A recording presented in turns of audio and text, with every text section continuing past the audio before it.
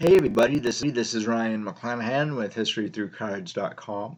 Hope you're all doing very well today. In this video, I want to tell you a little bit about one of my all-time favorite players growing up as a kid, and a player that I never actually got to see, and it happens to be Ozzie Smith. Ozzie Smith is one of my all-time favorite players, and a lot of my friends did actually have his rookie here, and technically this isn't his rookie, but I'll get into that in a few minutes. So they had a lot of these cards. Few of my friends actually had these cards, and they would never relinquish this particular card to me. I really like this card, um, but they weren't going to trade a Ozzie Smith rookie. Always a bummer, to tell you the truth, because I always enjoyed following Ozzie Smith through his cards and through the papers, and it was the only way that I could follow him because I'm here in Boston watching the Red Sox, and the only time that you would ever be able to see a National League ball player back in the 1980s and most of the 90s, I think, was if they were traded to the Red Sox or to another American League team. So Ozzie Smith was really kind of off limits, especially his rookie. Now, this technically is not his rookie card. It should actually be a second year card because his true rookie is a 1978 Family Fun Centers Padres. And it's a really nice card. It's a little oversized, and it's quite expensive, actually. I do actually have a copy of the Dave Winfield in that set, but I unfortunately I can't find it right now to show you guys. I don't often see his Family Fun Centers rookie. I wish I had it in my collection. It's on my bucket list actually. So maybe someday I will be able to grab that card. Now, with this particular card, there's a few things that you might want to keep in mind if you actually want to acquire one of these first. I have noticed over the last couple of years that it has gotten cheaper, a little bit cheaper than when I was a kid. In 1985, when I was going through Beckett's, this is from April of 85. This particular card here was going for about $2. And I know that's not a whole lot of money, but in 1985, what was $2? What was the minimum wage, right? Again, if you're a little kid and the only way you can get $2 is through your family, right? So for me, that wasn't even a thought in my head. How was I going to be able to acquire uh, Ozzie Smith? And I had actually just started buying cards. My dad flipped me a couple of packs of tops mostly or Don Russ just to shut me up because I was a loudmouth back then and a real tornado of a child.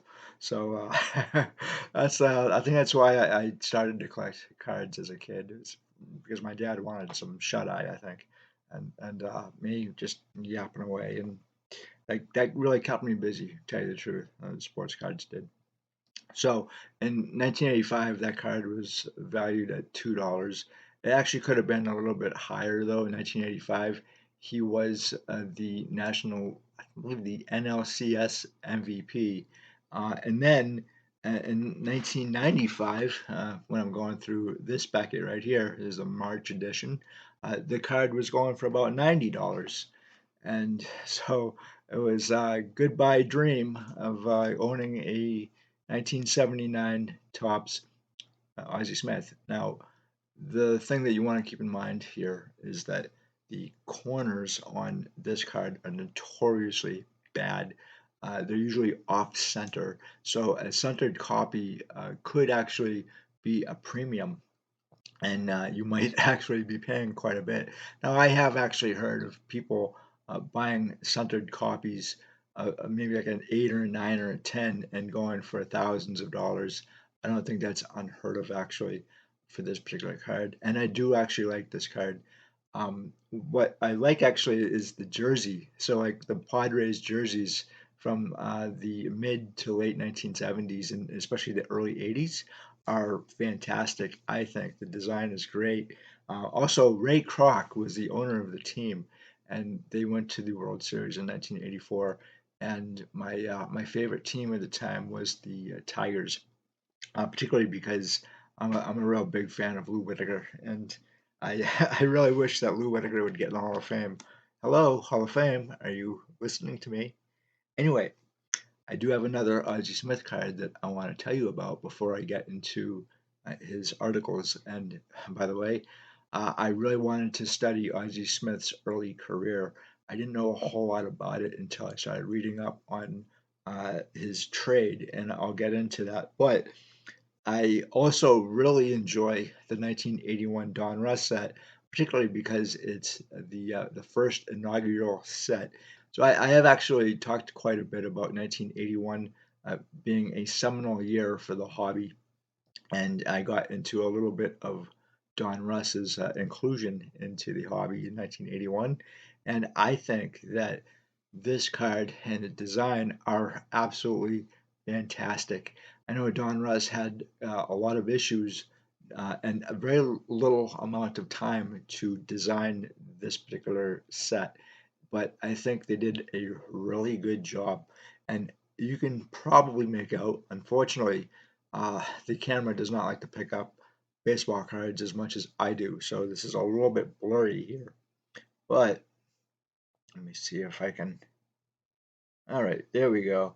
So if you can see that right there, this card is autographed, and I wasn't entirely sure if the autograph was legit. I still not entirely sure either, uh, because I have seen plenty of his autographs. He does sign quite a bit. Although I've never met Ozzie Smith, I would love to just walk up to the guy and shake his hand and say thank you very much. I really love this card. This is actually the first card in the set, and as you can tell right there, and again, it's a great design, and it was a card that I really wanted to pick up. And these are actually, the funny thing is, these cards were not really available when I was a kid. At least I never saw them growing up. So I saw them later on, and I was like, wow, that's a great set. And then I saw this card, I'm like, I have got to get my hands on this particular card. So today I wanted to discuss Ozzie Smith's early career and his Hall of Fame induction in 2002. So here we go.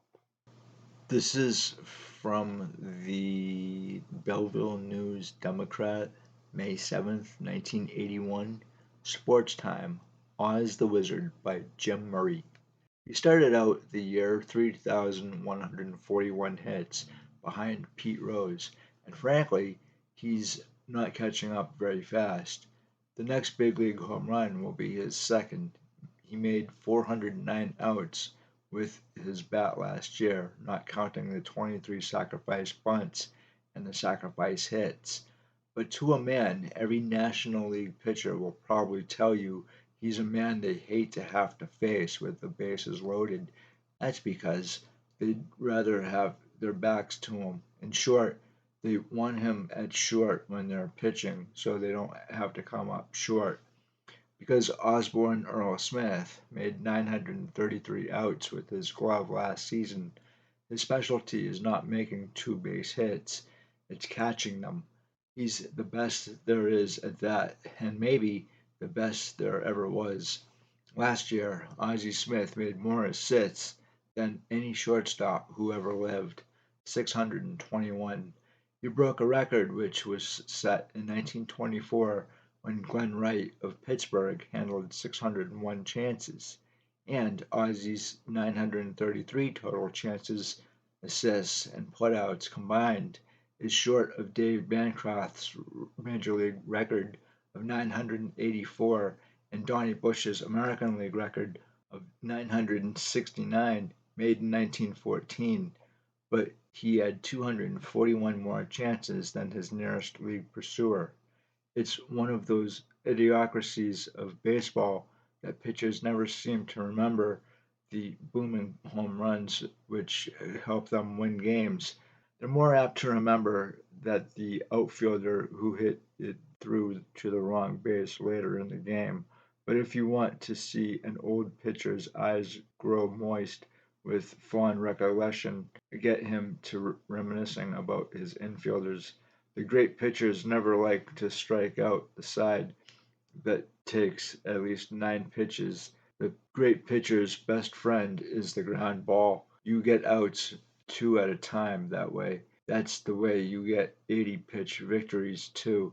At least one free agent pitcher pitching today. Tommy John reached his decision as to which clubs offer to accept on the basis of the guys playing infield for them. Tommy liked the looks of Greg Nettles, Bucky Dent, and Willie Randolph behind him as he threw his ground balls, and everybody likes the look of Ozzie Smith. The Wizardry of Oz was recognized in every clubhouse in the major leagues long before they began showing up in his stats. He's worth 3 hits a night to San Diego, Tommy Lasorda insists. That's how many base hits disappear into that glove. Asking Ozzie Smith to explain his deft talent is like asking a lion to explain his roar. He just woke up one day and there it was. I must see the ball the minute it comes off the bat, he admits. I don't ever remember standing there thinking, where is that going to go? Somehow I know where it's going to go, and I'm automatically moving in that direction. Some infielders are great because they position themselves intelligently. They seem to know where the hitter's going to hit it before he does. But Smith is great because he can play deeper than most shortstops. He doesn't so much field a ground ball as he pounces on it. He was the only guy in the league last year to figure in more than 100 double plays, ending up with 113. George Brett may hit 400, Pete Rose may catch Ty Cobb, or more likely Henry Aaron. If the Wizard of Oz could find just 2 more hits a week, he could make Dave Winfield look like a pauper in the open market. For in baseball today, the land of Oz is shortstop, and the way this Oz plays it, it's somewhere over the rainbow, all right? This is from the Los Angeles Times, December 11th, 1981. Padres shortstop to finishing a deal by Steve Dolan. Padres, who made their first trade of the winter baseball meetings Thursday, will now try to finalize a deal sending Ozzie Smith to St. Louis for Gary Templeton. The already completed trade sends pitcher Steve Murrah to the Cardinals for outfielder Sixto Lezcano. The trade is also said to involve a player or players to be named later from each team. Smith and Templeton, 2 of the top shortstops in the National League, are the key figures in the possible future transaction. Other possibilities mentioned are outfielder Dave Edwards of the Padres and a Cardinal relief pitcher, most likely Mark Lytle. Templeton, who lives in Santa Ana, expressed a desire to be traded to San Diego during the 1981 season. The hang-up in the impending trade may be Smith. When Smith signed a $300,000 contract for 1981, it included a no-trade clause. Smith insisted on the clause, saying he had no desire to leave San Diego. Ballard Smith, the Padre president, says the no-trade clause was only effective until the end of last season. Ed Gottlieb, Ozzie Smith's agent, claims the no-trade portion is still in effect, and manager Whitey Herzog of St. Louis reportedly agrees with Gottlieb. According to Gottlieb, there is one sentence in Ozzie Smith's contract covering a possible trade after the season. He would not disclose the details. Ballard Smith and Jack McKeon, the Padres' general manager, could not be reached for comment. Gottlieb said, if it's Ozzie they are trying to trade, Padres have a lot of things to work out. What Ozzie and I would do is listen to what the Cardinals or whoever have to say. We would owe them that much courtesy. Ozzie Smith does not think the Padres have extended him any courtesy in the past week. Smith is still upset that the contract proposal he made to the Pirates has become public. He made a lifetime proposal of 25 years at a reported $1.2 to $1.4 million a year. Smith contends Padres management is doing to him what it did to Dave Winfield. In Winfield's year of 1980, his proposal of 10 years with a base salary of $1.3 million was made public before spring training. Winfield signed a 10-year free agent contract with the Yankees at a base salary of $1.5 million after the 1980 season. Fan sentiment was heavily against Winfield in San Diego during 1980 because of his proposal. Smith was hoping to avoid a repeat in his case. The Padres had no business doing this, revealing Smith's proposal, especially after what happened with Dave Winfield, Smith said. I always wondered why Winfield was getting on the Padres every chance that he got last year. Now I understand why. If Ozzie Smith's interpretation of his contract is right, he could veto a trade to St. Louis. Hypothetical recourse for the Padres would then be taking him to arbitration in February. Arbitration cases only cover money, which means the no trade clause in Smith's contract would indeed expire at an arbitration hearing. Smith, who could become a free agent after the 1983 season, made his lifetime proposal after the Padres asked him to submit figures to a long-term contract. Smith said, "We never received a counter-proposal from them." Everyone took the Smith proposal as if it was signing a contract. It was only a proposal. Smith, 26, batted .222 and stole 22 bases for the Padres in 1981. He also won the Gold Glove at shortstop for the second straight year. Templeton, 25, batted .288 for the Cardinals. The switch-hitting shortstop still has 4 years left on a contract paying him $685,000 annually.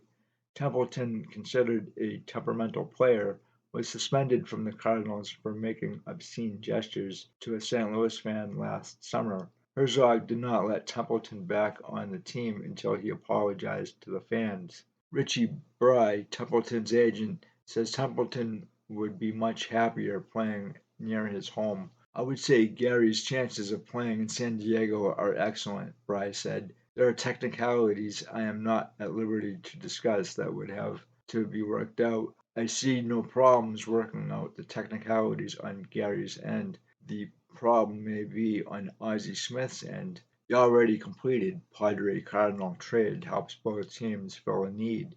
The Padres are getting a power-hitting right-hander, while the St. Louis is trying to bolster its suspect pitching staff. Mora, 26, was 5-14 with a 4.27 ERA for the 1981 Padres. He had an altercation with manager Frank Howard in May, slamming his batting helmet after being taken out for a pitch hitter. The Padres beat Philadelphia that day 8-4, but Howard yelled at the players for 20 minutes after an enclosed door meeting because of Mora.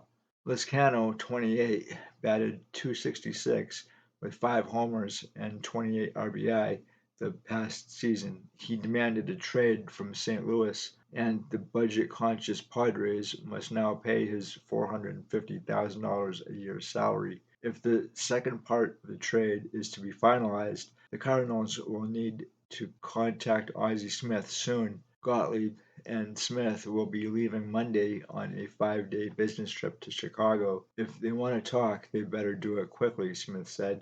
I may disappear for a while.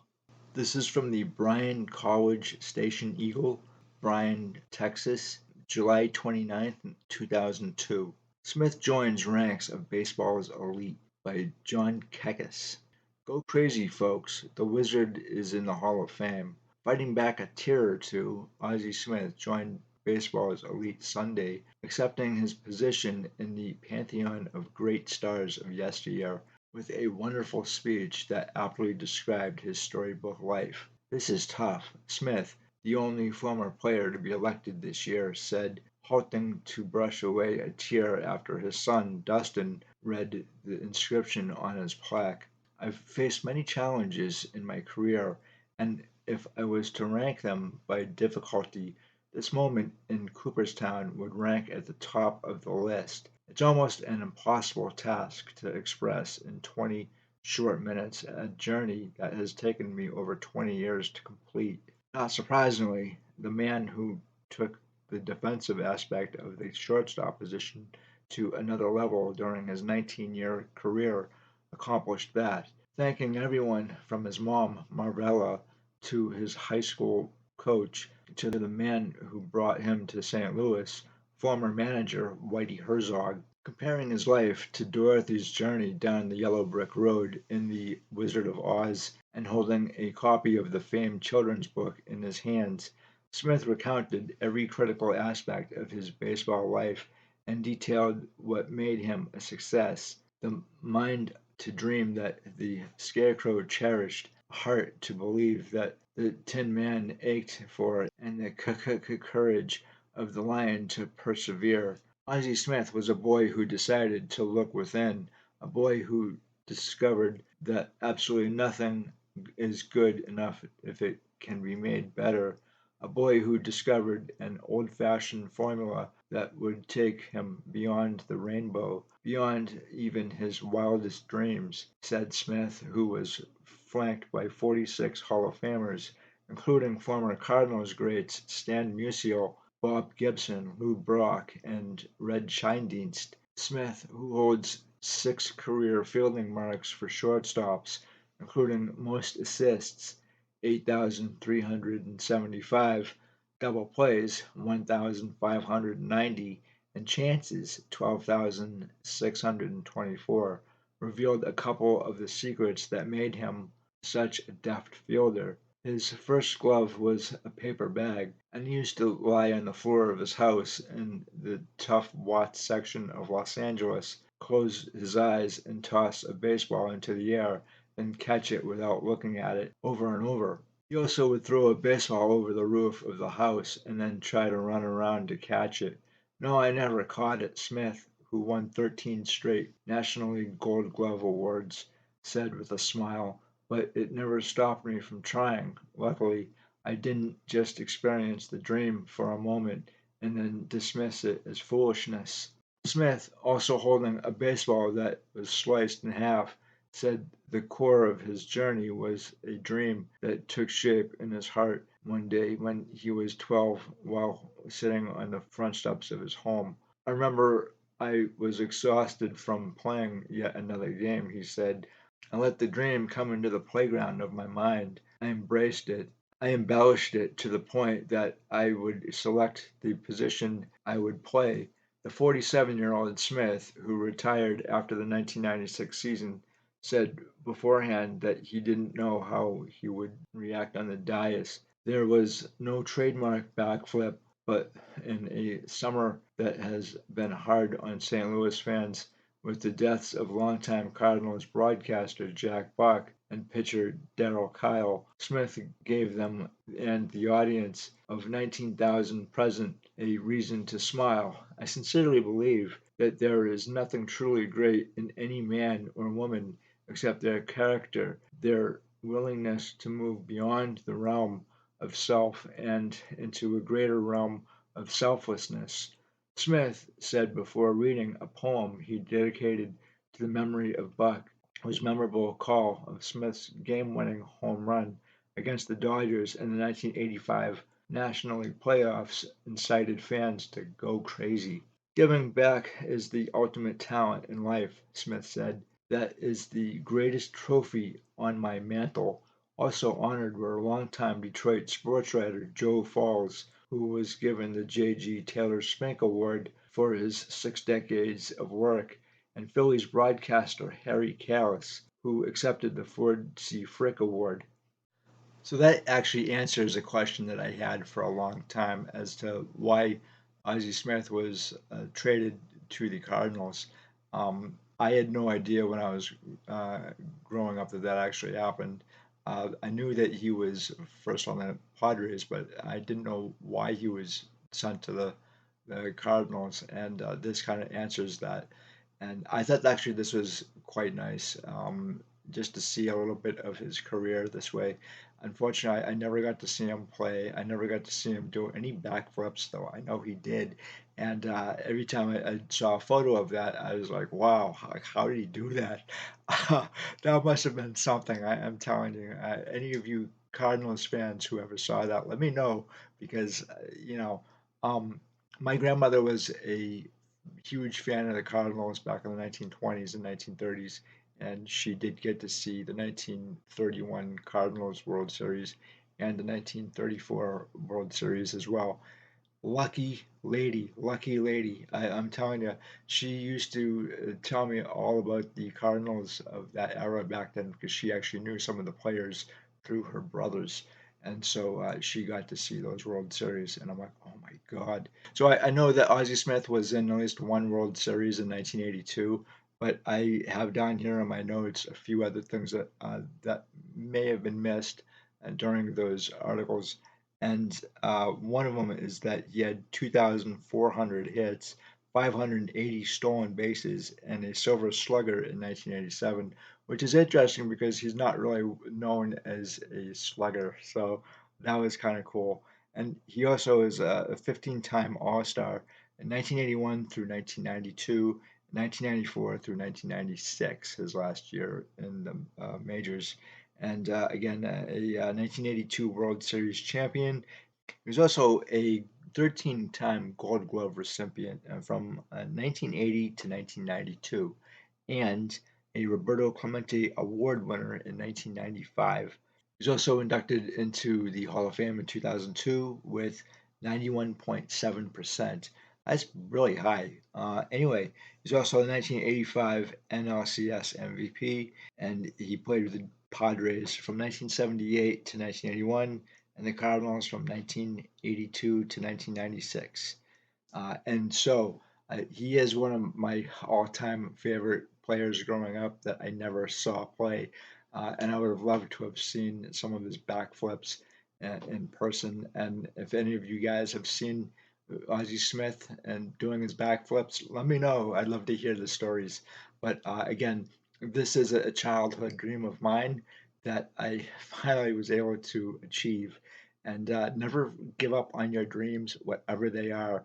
So again, guys, thank you so much for stopping by. I greatly appreciate it as always. Let me know what you think of Ozzie Smith here and his cards. If you guys have any favorite cards of his as well. Another favorite card of mine is his 1981 Tops. I would love to own a copy of that, and I don't think it's all that expensive. So again, guys, thank you so much for stopping by. I greatly appreciate it, and I will talk to you in another one. Have a good one. Bye.